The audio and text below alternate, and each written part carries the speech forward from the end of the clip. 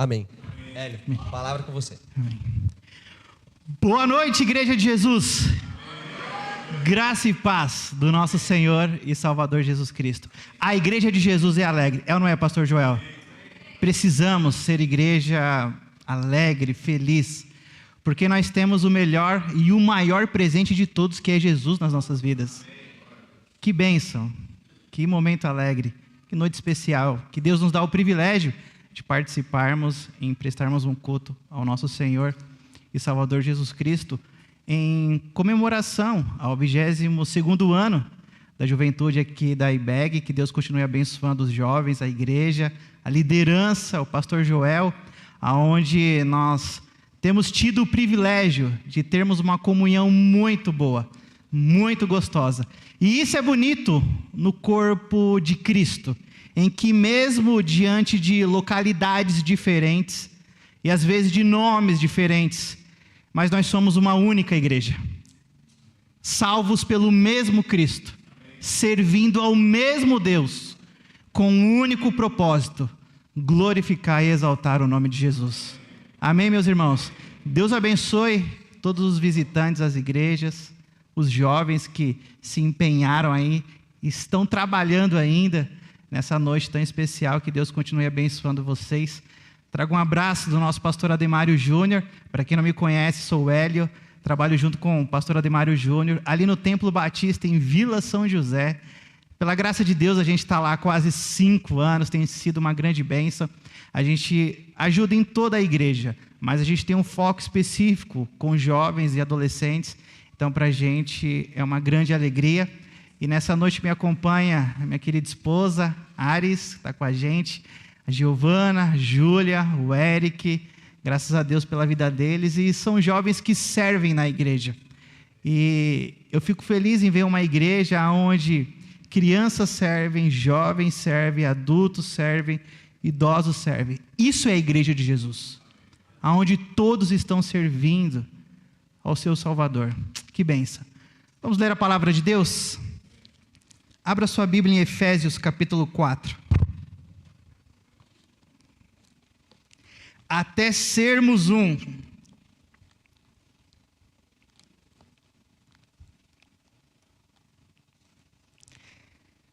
Efésios capítulo 4.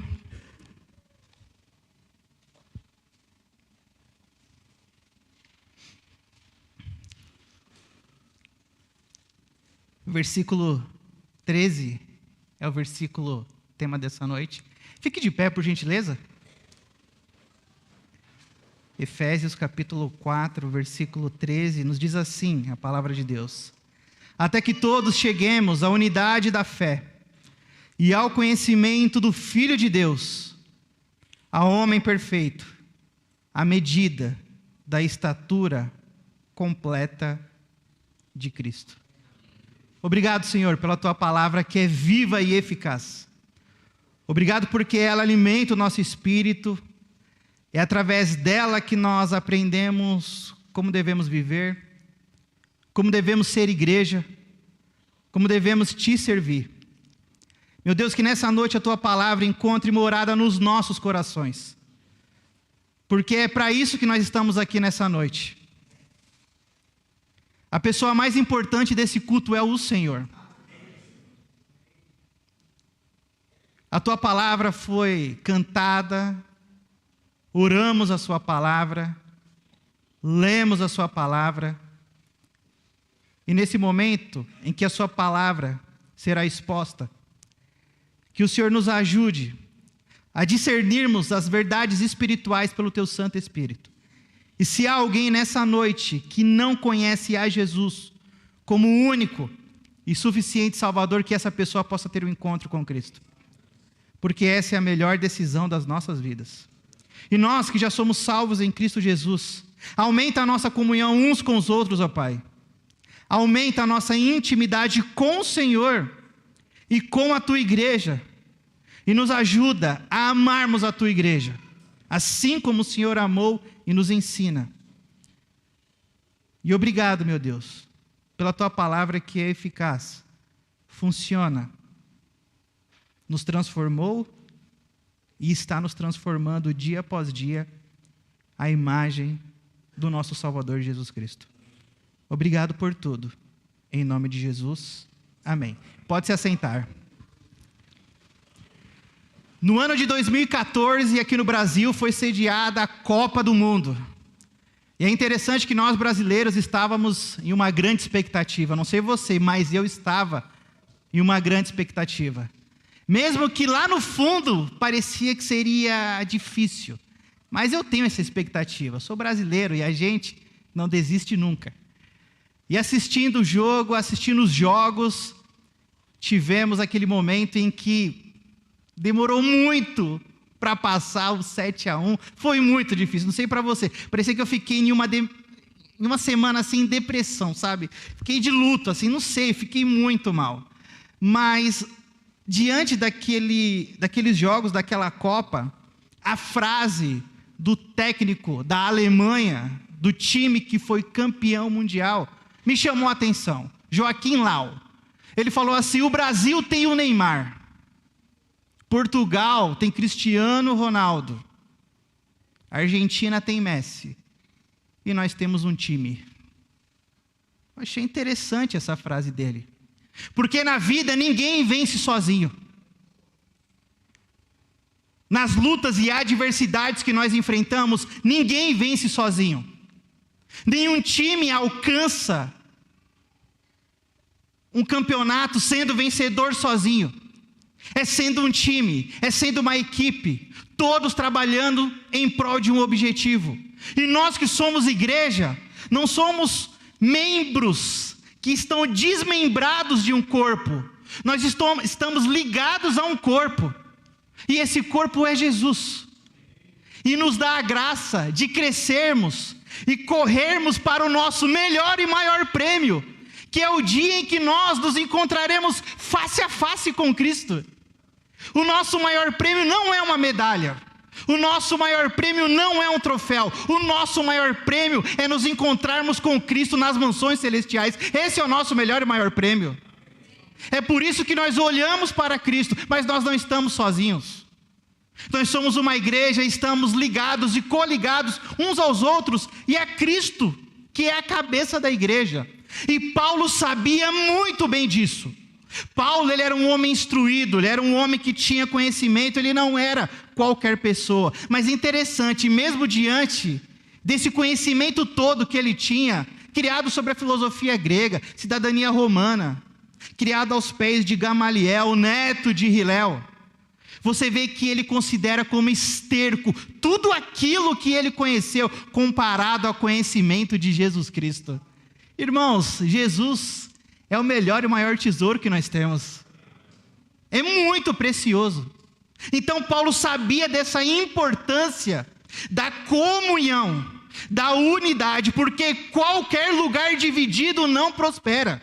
Uma família dividida não prospera. Uma sociedade dividida não prospera. Uma igreja dividida não prospera. E é interessante que a pandemia revelou muitas coisas. Porque nós estávamos em casa com pessoas que talvez nós olhávamos e tivemos a impressão que estranho. Porque teve pessoas que viviam dentro de uma casa, mas não estavam mais unidos. Cada um vivia a sua vida. Cada um trabalhava num lugar, estudava em outro. Não tinha mais comunhão. Não tinha mais afinidade, não tinha mais afeto. Sabe o que é afeto? É quando ambos são afetados e não tem como mais se desligar. E Paulo sabia dessa importância sobre a unidade da igreja. Só que voltando um pouquinho, em sua segunda viagem missionária, ele decide evangelizar uma das cidades mais conhecidas da província da Ásia Menor, a cidade de Éfeso. Uma cidade portuária, uma cidade rica, uma cidade conhecida e estratégica para a evangelização. E ele vai e leva consigo 2 companheiros, Priscila e Áquila. Você já se perguntou por que é Priscila e Áquila e não Áquila e Priscila? Porque provavelmente a mulher tinha uma voz ativa. Já conheceu um casal assim? Que é a mulher que toma a linha de frente? Provavelmente poderia ser isso. Não era Áquila e Priscila. Priscila e Áquila. E é interessante que ele deixa esse casal lá e continua com suas obrigações ministeriais, ele vai para Jerusalém.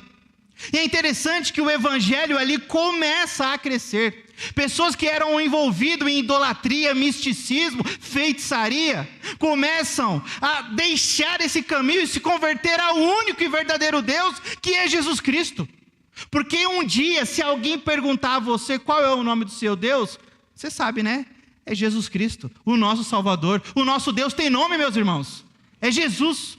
E essas pessoas, judeus e gentios, estavam se convertendo ao cristianismo, abandonando as suas práticas, abandonando os seus maus hábitos, porque eles conheceram a verdadeira luz, conheceram o caminho, a verdade e a vida, que é Jesus Cristo de Nazaré, o nosso Salvador. E Paulo, ele fica alegre com essas notícias. Paulo, ele fica animado com essas notícias e ele volta para Éfeso. Fica ali durante 3 anos com aquela igreja.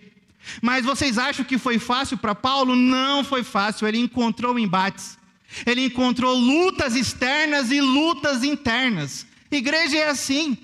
A gente encontra lutas lá fora, mas a gente encontra lutas aqui dentro também. E Paulo encontrou. Mas sabe uma coisa que me chama a atenção na vida de Paulo? É que ele perseverou até o fim. Porque ele sabia em quem ele cria. E ele estava certo de que era poderoso para guardar o seu tesouro até o dia final. Conhece? Conhece? Conhece, né? Paulo sabia disso. Então ele continua pregando o evangelho. E ele continua depois com as suas obrigações ministeriais. Porque presta atenção, Paulo, ele inicia uma igreja, ele é um plantador de uma igreja, ele é um missionário, mas ele continua em outros lugares. E ele vê que a igreja em Éfeso está crescendo.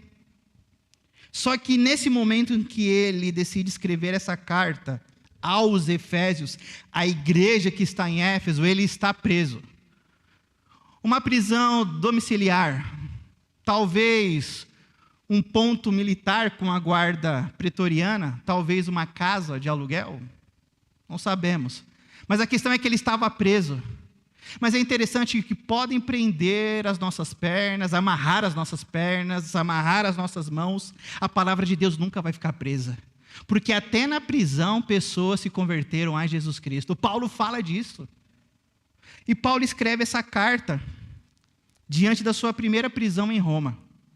E ele escreve essa carta aos Efésios no intuito de encorajar aqueles irmãos a continuarem firmes e constantes.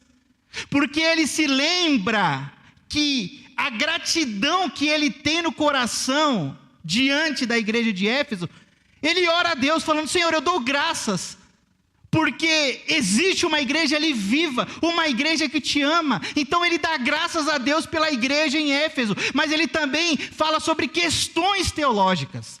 Ele fala: vocês vivem diante de uma realidade que é abençoadora. Vocês fazem parte da igreja de Jesus Cristo. E essa questão teológica, doutrinária, que ele vem trazer para a igreja de Éfeso, nos 3 primeiros capítulos, é falar para eles sobre o benefício, sobre a bênção que é ser igreja, a comunhão dos irmãos, crescer e se desenvolver espiritualmente. Só que no capítulo 4, 5 e 6, ele vem agora com a prática. Ele vem com a exortação. Ele vem falando: vocês sabem o que vocês devem fazer, então façam. E no capítulo 4, logo no início, ele diz: rogo-vos, pois eu, preso no Senhor, que andeis como é digno da vocação com que fostes chamados. Esse rogo-vos, pois, aqui nos dá a ideia em que Paulo começa a exortá-los, mas exortá-los no sentido não de desanimá-los, mas no sentido de animá-los. Porque Paulo traz à memória deles que eles foram chamados diante de uma digna vocação, e são chamados a viver essa vocação. E qual é essa vocação? Para viver como Cristo viveu. Paulo começa a trazer a memória deles, porque, irmãos, facilmente nós nos esquecemos de algumas coisas. Quer um exemplo disso? Qual é a cor da sua meia? Não olha. não olha. Não olha. Vale olhar, hein? Nós temos a memória fraca. Precisamos constantemente ser lembrados e relembrados daquilo que já conhecemos há tanto tempo. Eu não sei você, mas às vezes eu procuro óculos, segurando ele aqui, ó, na mão. Já aconteceu isso com você? Eu falo, cadê o óculos, Ares? Cadê o óculos? Ela está na sua mão, Hélio. Já aconteceu isso com você? Não, né? Só comigo. O celular está do seu lado, você se esquece.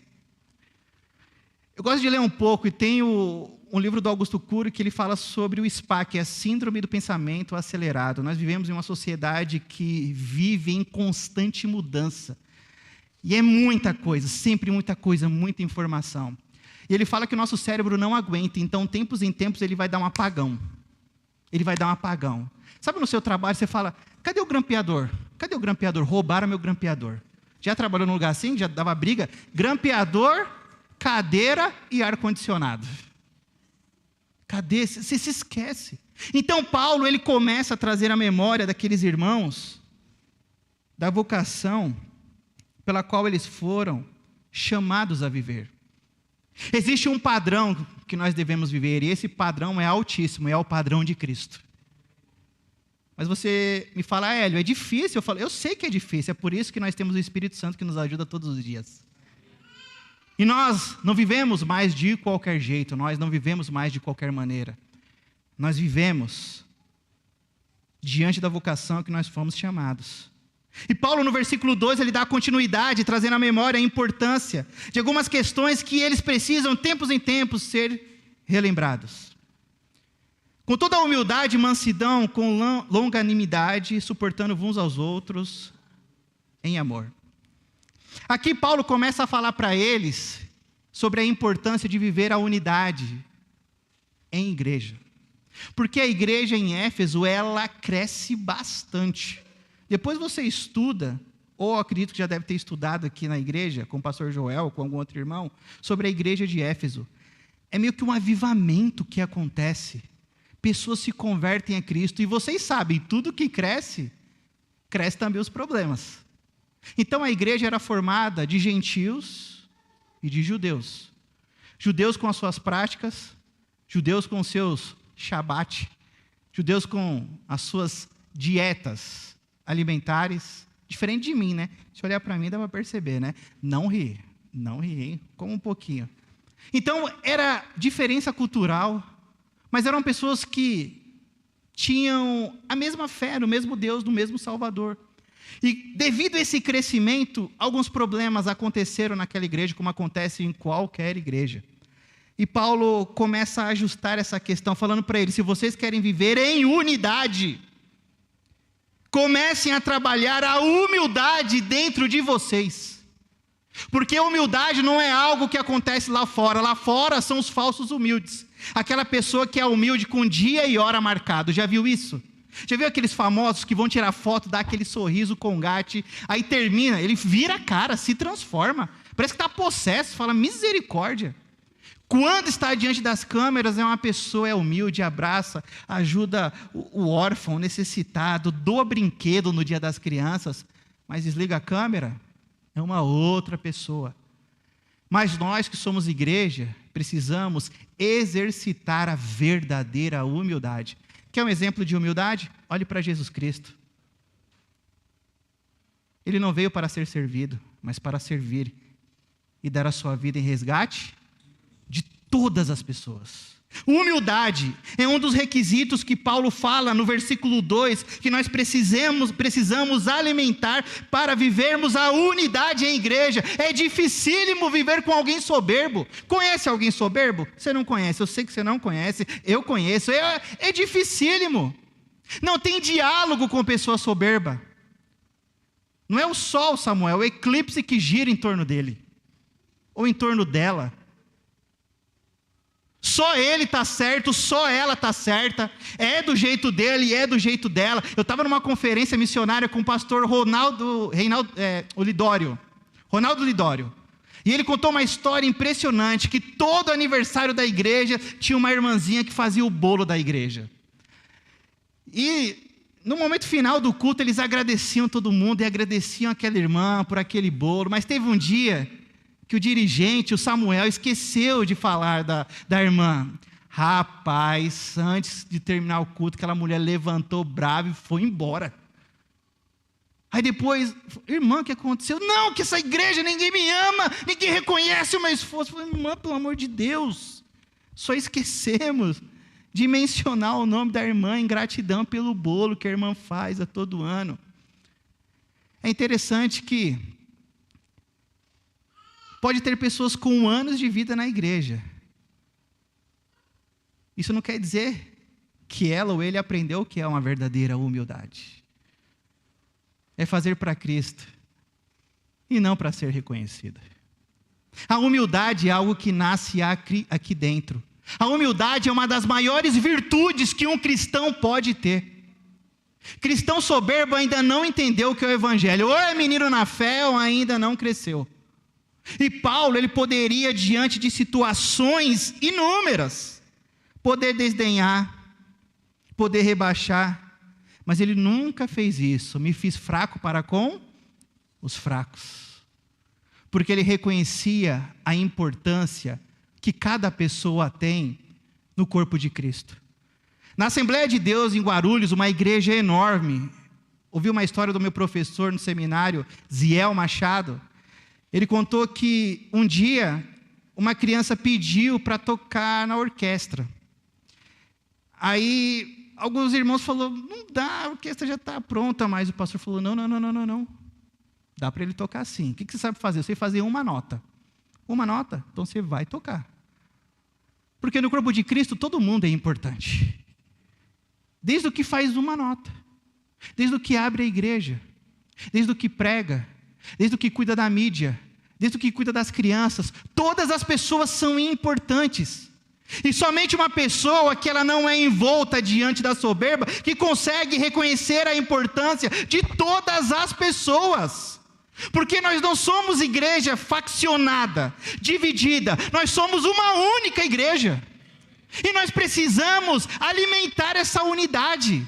E um dos requisitos se chama humildade. Então, meu irmão, vai ter dia que, engole o choro, por favor. Dá um passo para trás. Não é sempre que você está certo. Minha irmã, não é sempre que a senhora está certa. Deixe os outros fazerem. Lá na igreja, eu deixo muitos jovens fazerem. Às vezes alguns irmãos, não, que eles vão fazer, não sei o que, pode dar errado. Daí sabe o que eu falo? Falo, você acerta sempre? Aí, então deixa eles aprenderem, se desenvolverem. A gente está ali para ajudar. Humildade é um dos ingredientes que fortalece a nossa unidade como igreja.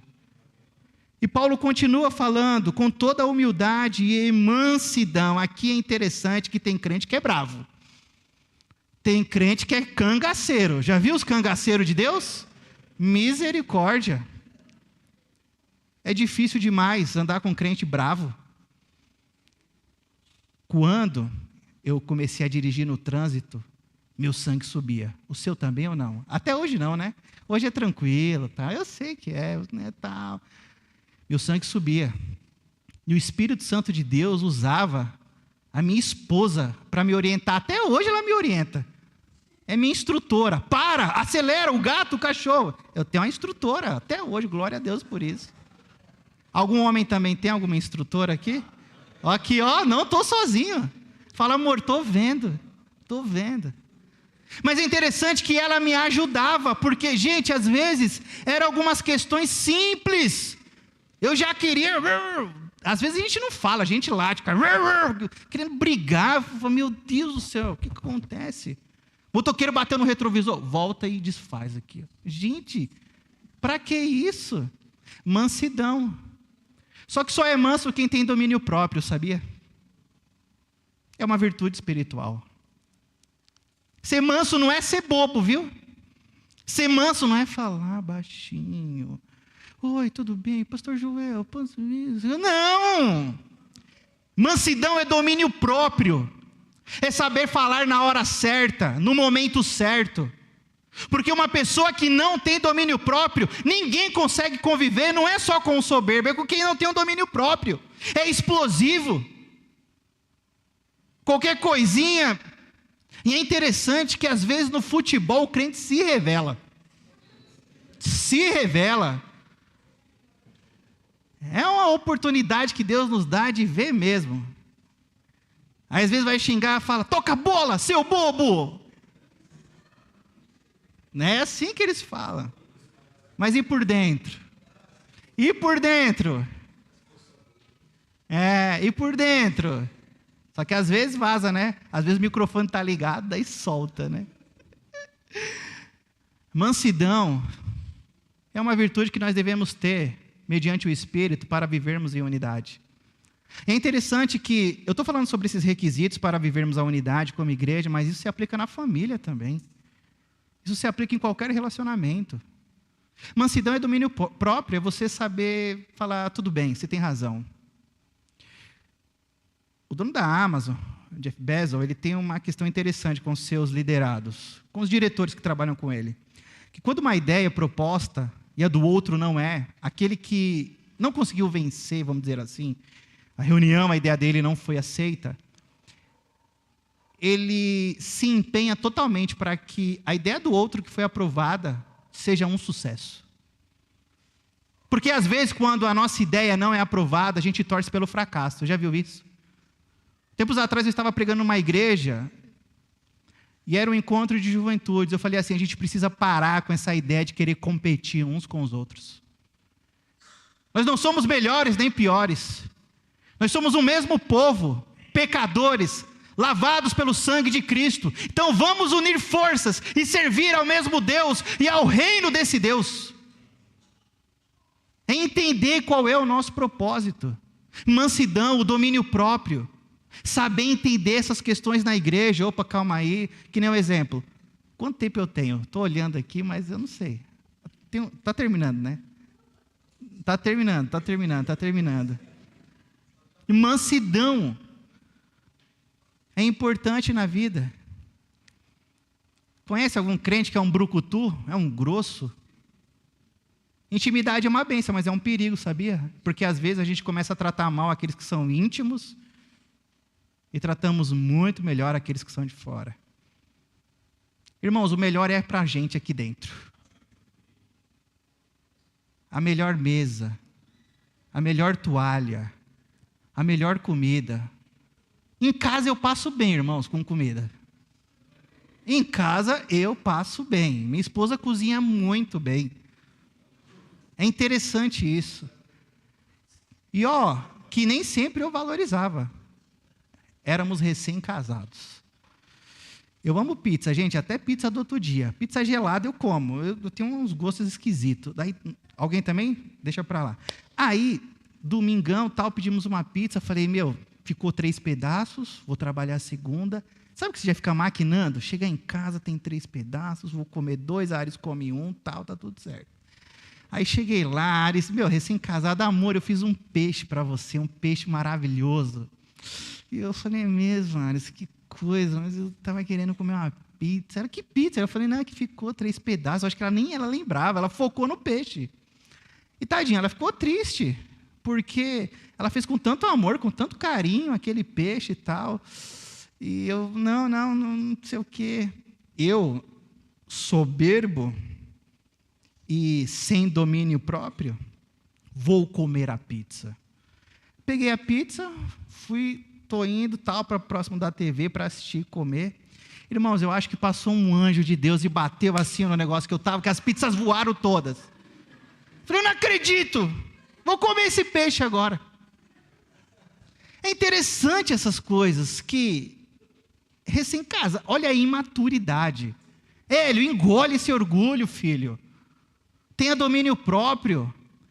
Mulher esperando você o dia todo para jantar juntos ali na mesa, e você pensando em 3 pedaços de pizza. Olha a imaturidade, domínio próprio, a unidade, ela precisa de pessoas que saibam o que é mansidão, é domínio próprio, é segurar a voz. Na igreja, às vezes, tem pessoas que nos ferem. E a gente precisa segurar. A vontade era de... Você já entrou numa discussão que depois você foi para casa e ficou, por que eu não falei aquilo? Agora vem na cabeça. Por que eu não falei aquilo? Por que eu não falei? Sabe o que era? O Espírito Santo te segurando. Você fala, eu não lembrei de falar. Você só, não, tudo bem, tal, não sei o quê. Era o Espírito Santo segurando. Para vivermos em unidade como igreja, precisamos trabalhar a mansidão. E Paulo continua com longanimidade, longo ânimo, paciência. E hoje em dia, paciência é uma virtude. Eu aprendi que todo atleta que acha que nasceu talentoso, ele vai perder para alguém que é paciente.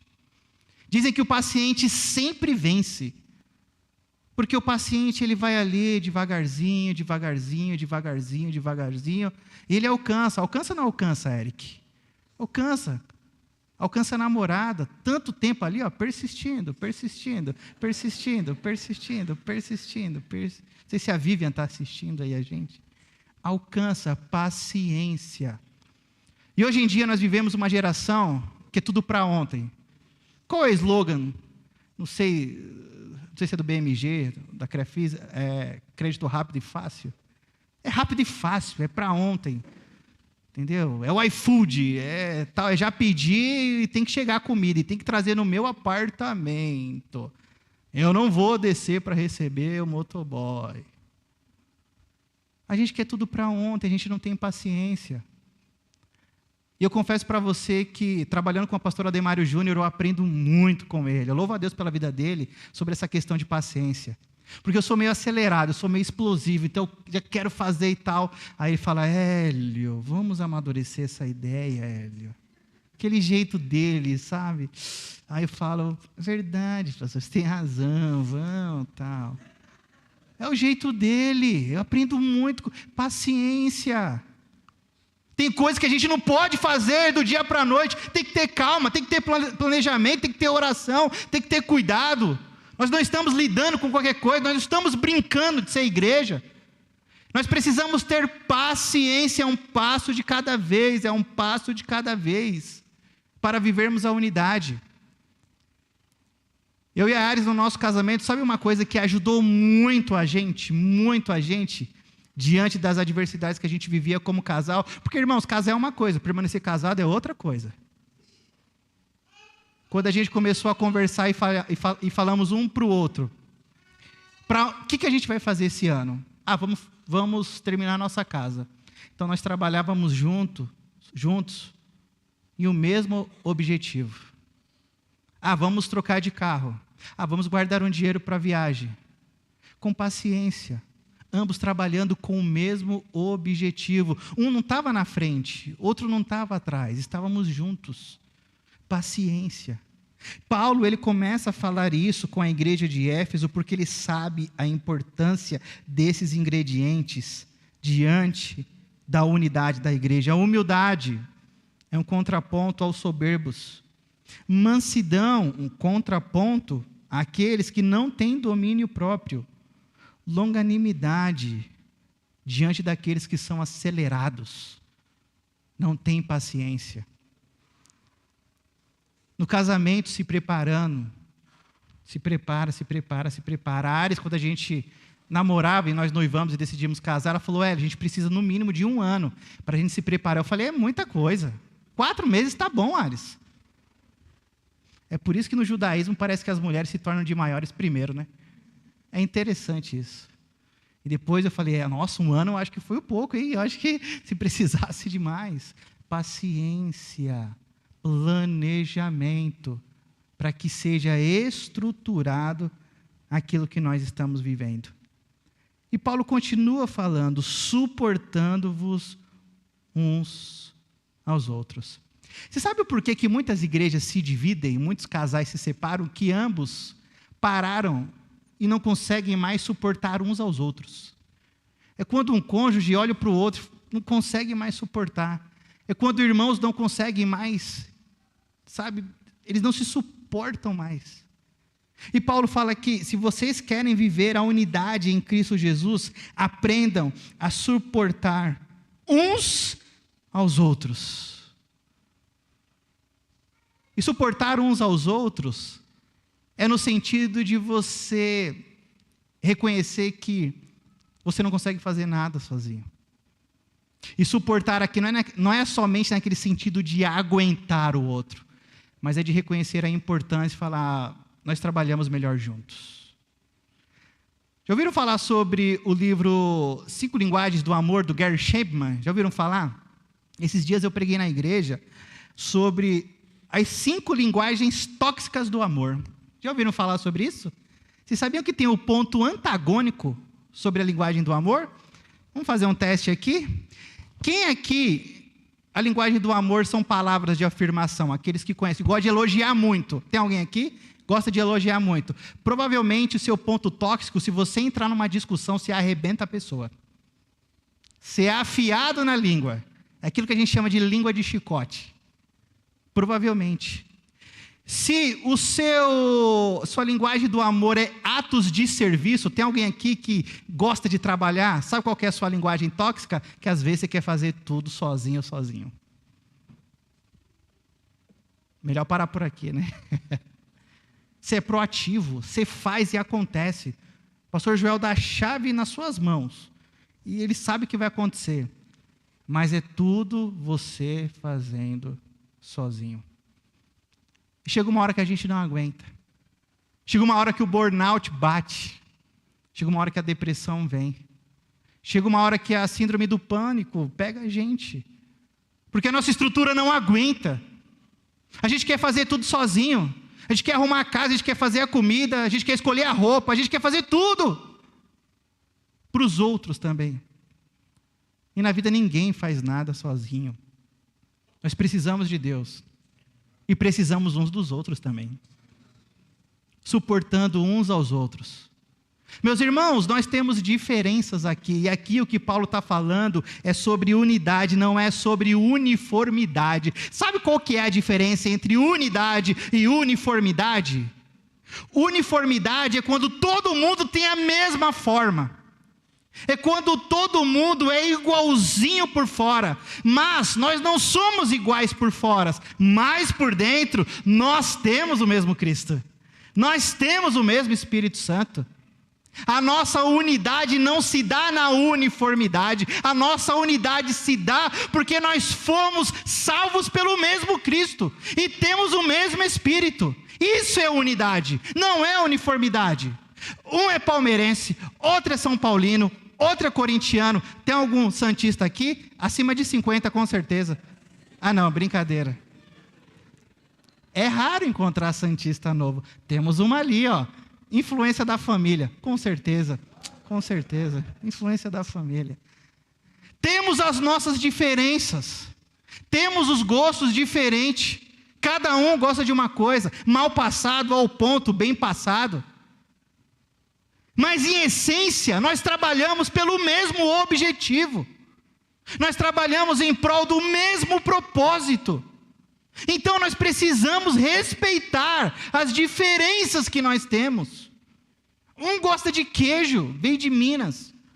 Outro gosta de cuscuz, veio de outro lugar. Eu gosto de croissant.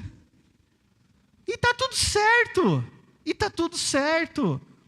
Porque o que nos une não são as questões que estão lá fora. O que nos une é o Cristo que habita aqui dentro. É o Espírito Santo que habita dentro de nós. Então precisamos entender que essa uniformidade que às vezes a gente tenta forçar, ela é errada, ela é equivocada e ela não é bíblica. Ela não é bíblica. Presta atenção. Geralmente igrejas que aquela uniformidade, aquela coisa assim que parece todo mundo um robozinho. Só eles são salvos, princípio de seita. Irmãos, eu sou batista e amo a minha tradição, mas eu creio que há pessoas salvas na Assembleia de Deus. Eu creio que há pessoas salvas na metodista. Eu acredito que há pessoas salvas na presbiteriana. Temos nossas diferenças? Temos.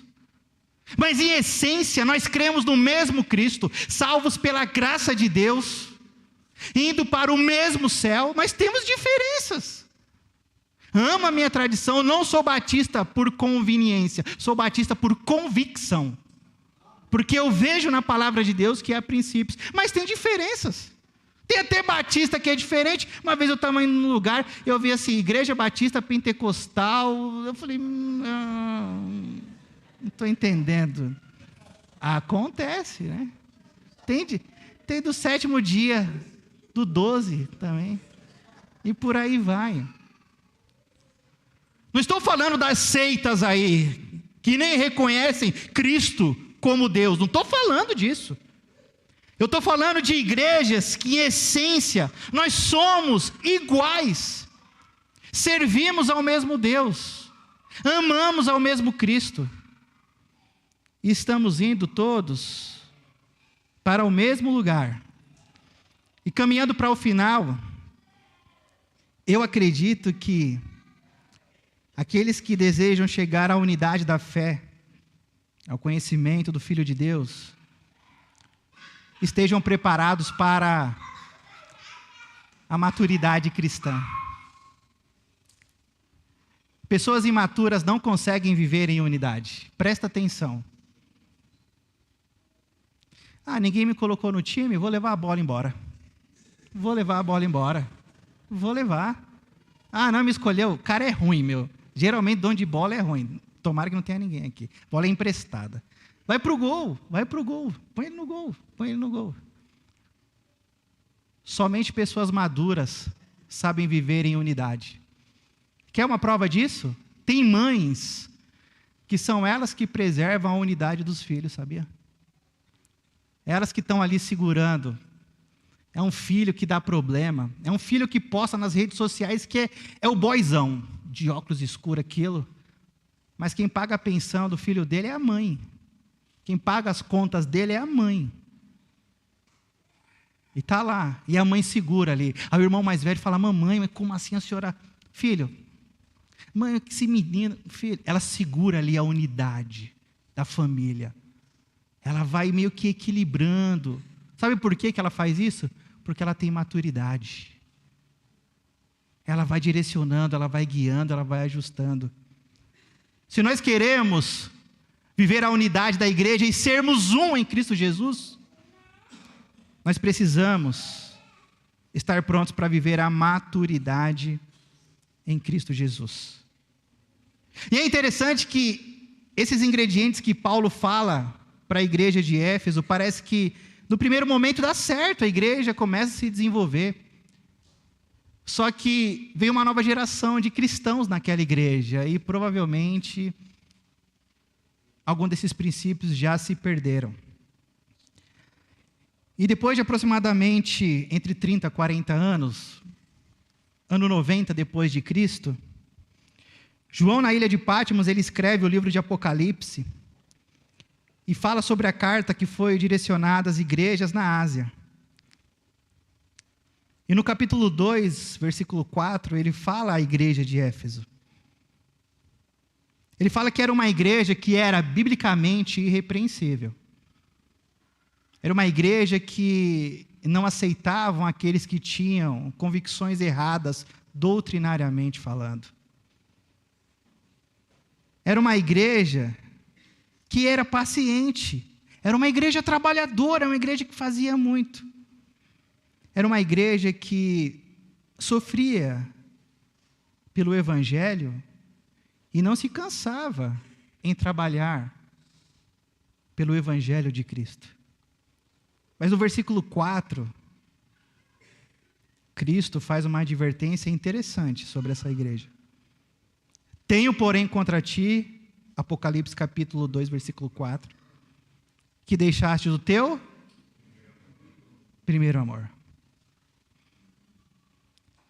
Se queremos ser uma igreja unida, vivermos a unidade em Cristo Jesus, precisamos aprimorar o amor que é derramado sobre os nossos corações mediante o Espírito Santo do Senhor. E esse amor que eu estou falando não é um amor leviano. O Mário Sérgio Cortella fala que o amor que aceita tudo é leviano. O amor confronta, sabia? O amor aponta o erro. O amor não aceita tudo. Mas o amor também morre para suas próprias vontades. O amor não é soberbo, antagônico à humildade. O amor, ele não quer que só as suas vontades sejam feitas. Lembra quando você conhecia a sua esposa? Até a porta do carro se abria para ela. Hoje talvez ela está chegando na chuva, pede para você ir buscar ela, fala, pede um Uber. Parece brincadeira, né, gente? Mas a intimidade é um perigo. Nós precisamos trabalhar esse conceito de unidade, porque eu acredito de antes que chegue na igreja, ela precisa ser trabalhada dentro de casa. Porque isso vai ser um reflexo. Uma família dividida vai ser uma igreja dividida. Uma família desunida é uma sociedade desunida. E nós precisamos trabalhar esse amor que Cristo nos ensina, em que eu preciso ser humilde, eu preciso matar o meu orgulho, entendendo que nem sempre eu estou certo. Eu preciso trabalhar a mansidão para viver a unidade como igreja. Porque eu sei que não é sempre que eu estou certo. Ninguém tem o monopólio da verdade. Eu preciso ser paciente, longânimo, porque como igreja, como família, é como dirigir um navio e não uma lancha. Cada direção que você vai, ou cada curva que você vai fazer, é bem devagarzinho, é aos poucos. E por último, ele fala que nós devemos, voltando para Efésios, suportar uns aos outros em amor. Suportar uns aos outros em amor. Eu concluo contando uma história de dois irmãos que cresceram juntos em uma fazenda e o amor que um tinha para com o outro era muito grande. Eles iam para a escola juntos, eles brincavam juntos, eles se divertiam juntos, eles viveram a sua infância na fazenda, os dois juntos, eles eram muito apegados. E ambos crescem, se tornam prósperos. Mas eles tinham decidido que mesmo depois de adultos, ambos iriam morar um próximo do outro. Então, eles construíram na fazenda a casa de um e do outro pertinho. Só que eles tinham funcionários que trabalhavam para eles, porque a demanda era muito grande. E um dia, o funcionário de um discutiu com o funcionário do outro. Então, um irmão tomou a bronca, ficou com raiva e foi falar com o irmão porque um funcionário dele tinha brigado com seu funcionário. Eles tiveram uma discussão muito feia. E o irmão mais novo decidiu construir um muro, porque ele falou, eu não quero mais ter contato com você. Eu não quero mais conversar com você. Você para mim morreu. Não quero mais contato. Então, ele decide construir um muro. E ele vai até a cidade e conversa com um pedreiro e fala, eu queria que construísse um muro, mas por que, rapaz, que você quer construir um muro aqui? E ele contou toda a história, aquele pedreiro experiente, senhor de idade, vivido, falou, não, tudo bem, pode deixar. Falou, então constrói esse muro aqui, que eu vou na cidade fazer algumas coisas, na volta eu quero esse muro pronto. Ok, e aquele senhor começa a trabalhar. E no final do dia, esse irmão mais novo está vindo e ele vê que não é um muro que foi construído. E antes dele chegar, o irmão mais velho que já estava, corre ao encontro dele. E antes dele brigar com um pedreiro, o porquê que o pedreiro não tinha construído um muro, o irmão mais velho fala, muito obrigado. E ele, muito obrigado por quê? Porque você construiu essa ponte. Eu achei que a nossa amizade tinha acabado, mas todas as noites eu me lembrava de você. Quando eu ia dormir, eu ficava me lembrando dos dias que a gente brincava aqui na fazenda, correndo, se divertindo, pegando frutas nos pés, de um monte de coisa. E aquele homem mais novo, antes de dizer que na verdade não era uma ponte, era um muro que ele queria, ele abraça o seu irmão, ele pede perdão para o seu irmão e ambos fazem as pazes. E depois daquela choradeira toda, daquela reconciliação, aquele irmão mais novo vai conversar com o pedreiro. E ele fala: por que o senhor construiu uma ponte e o senhor não construiu uma parede? E aquele homem experiente disse para ele: filho, existem muitas famílias que não precisam de muros, precisam de pontes, para que a comunhão, a união, a unidade seja restabelecida. E ele falou: fica aqui com a gente, a gente vai fazer um jantar, vai ter um momento aqui de comunhão. E aquele homem falou: não, eu não posso ficar. Por que você não pode ficar? Porque eu preciso ir para outros lugares, porque tem outros lugares que não precisam mais de muros, mas precisam de pontes para a comunhão. Interessante essa história, né? Se nós queremos preservar a nossa unidade, a nossa união, a nossa comunhão com a igreja, como igreja, precisamos construir pontes. E precisamos derrubar os muros que nos dividem. E já percebeu que às vezes somos nós mesmos que construímos os muros? Não são os outros? Então nessa noite, no nome de Jesus, eu te convido a derrubar esse muro que talvez você criou, que te divide, que te segrega, onde você está exilado, longe da comunhão, uns para com os outros. Se queremos ser uma igreja unida, viver a unidade de Cristo, precisamos criar pontes, uns para com os outros. E pontes só são construídas com amor. Não há outra forma. Porque o amor não busca os seus próprios interesses. O amor não é soberbo.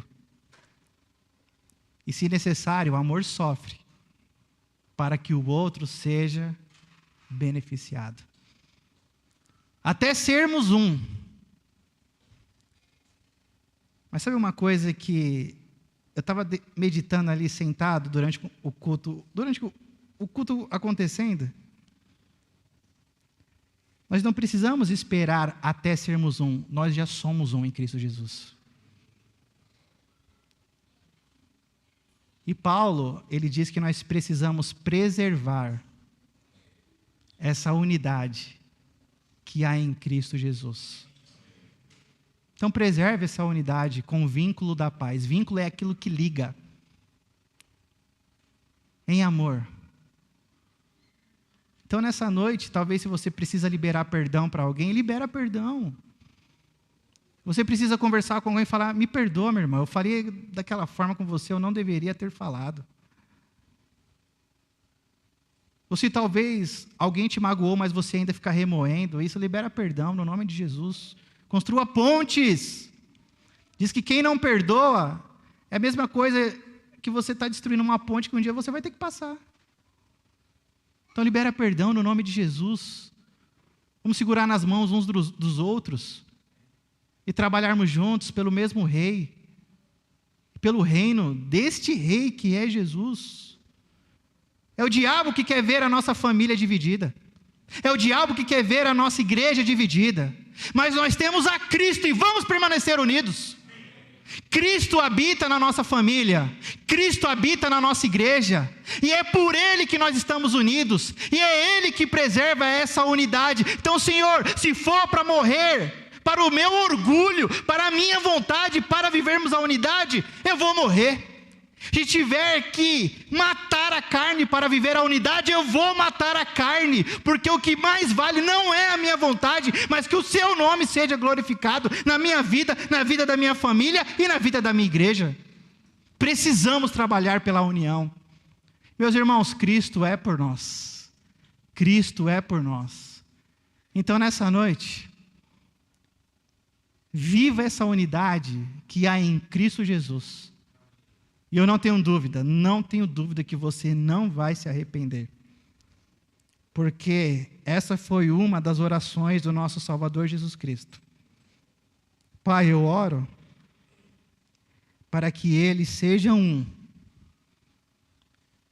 assim como nós somos um.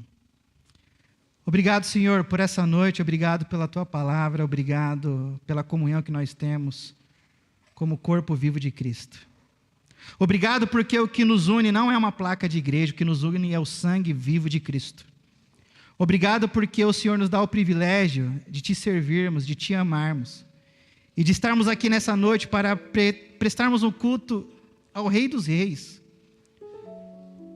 aquele que se entregou na cruz pelos nossos pecados. Meu Deus, talvez alguém aqui nessa noite que precisa liberar perdão. Essa pessoa sabe que a falta de perdão está construindo um muro que está trazendo malefício para ambos os lados. Ajuda essa pessoa a liberar perdão, Pai, no nome de Jesus. Se há alguém que precisa pedir perdão, trabalhe no coração dessa pessoa para que ela possa matar o seu ego, a soberba, e viver a verdadeira humildade em que nós aprendemos com o nosso Mestre Jesus Cristo. Meu Deus, nós queremos ser uma igreja que vai permanecer unida até aquele grande e glorioso dia onde o Senhor virá nos buscar. E, ó Senhor, quem dera fosse hoje à noite. Maranata, Senhor, ora vem, Senhor Jesus. Como tem sido difícil os dias que nós estamos vivendo. Só o Senhor sabe. Mas enquanto o Senhor não vem, nos ajuda a preservarmos a unidade pelo vínculo da paz, suportando uns aos outros em amor. Meu Deus, nós sabemos que ser igreja não é fácil, mas o Senhor se entregou pela igreja, o Senhor amou a igreja, então nos ajuda a amarmos a Tua igreja assim como o Senhor ama. Nós sabemos que na igreja local há questões que nós precisamos melhorar todos os dias, mas nos ajuda a olharmos para tantas coisas boas que estão acontecendo, Senhor. O Teu Espírito Santo, que foi derramado sobre todos aqueles que confessaram ao Senhor como Salvador. Famílias sendo transformadas. Pessoas reconhecendo ao Senhor como Salvador pessoal. Vidas transformadas. Pessoas sendo batizadas. Pessoas Te servindo. Meu Deus, que coisa maravilhosa ver essa unidade da igreja. Meu Deus, nos ajuda a sermos um com o Senhor e um com os nossos irmãos. Eu sei que não é fácil, mas que o Teu Espírito Santo venha nos capacitar, venha nos ajudar a sermos um, assim como o Senhor é com o Pai, e assim como o Senhor é para conosco. Obrigado por essa noite, Pai. Obrigado por nos relembrar sobre os ingredientes para mantermos a unidade, humildade, mansidão, longanimidade e suportando uns aos outros em amor. E meu Deus, eu termino a minha oração agradecendo ao Senhor, porque mesmo diante da nossa cegueira espiritual, o Senhor nunca desistiu de nós. Mesmo quando andávamos desgarrados, como ovelhas sem pastor, o Senhor insistiu em nos amar. O Senhor enviou pessoas para pregar o Evangelho a nós. O Senhor não nos deixou morrermos em nossos pecados e delitos, mas o Senhor insistiu em nos amar. Nós negávamos ao Senhor, nós rejeitávamos ao Senhor, mas obrigado porque o Senhor insistiu em me amar. E obrigado porque o Seu amor venceu. E obrigado porque isso mostra que o Senhor não desiste de nós. E obrigado, meu Deus, porque o Senhor não desiste da Sua igreja. Não desiste da Sua igreja. E nos ajuda, ó Pai, a amarmos a Tua igreja até o fim e preservarmos a unidade. Eu sei que vai ter dias que nós vamos ficar bravos. Eu sei que vai ter dias que nós vamos chorar. Eu sei que vai ter dias que ficaremos até desanimados.